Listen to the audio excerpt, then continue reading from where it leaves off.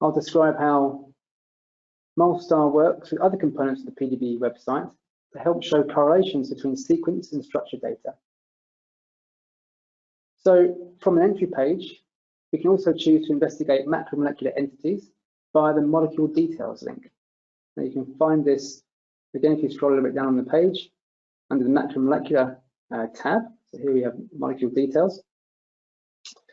Now on this page, we can see a linear description of the protein chains from N to C terminus, and how different elements such as uniprot sequence or PFAM domain align along it.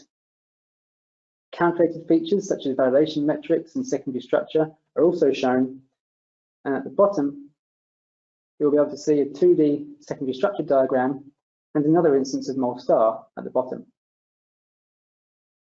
Now these three panes are actually all tied together behind the scenes, and if you hover over any one feature on any of the three components,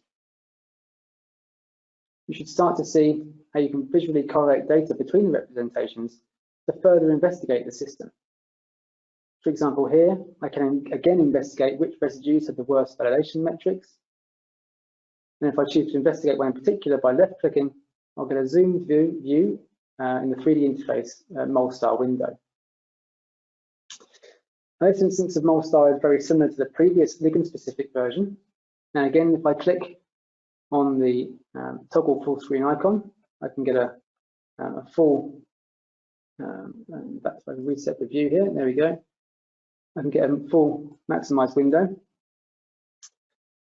And now just to finish, I'd also like to show how you can show different models within a given entry using this example of a solid state NMR entry. So if I open the basic controls, when available, there will also be a model slider under the source pane. If you simply move the slider to a different model number and click apply, you should be able to traverse the ensemble to investigate each individual model.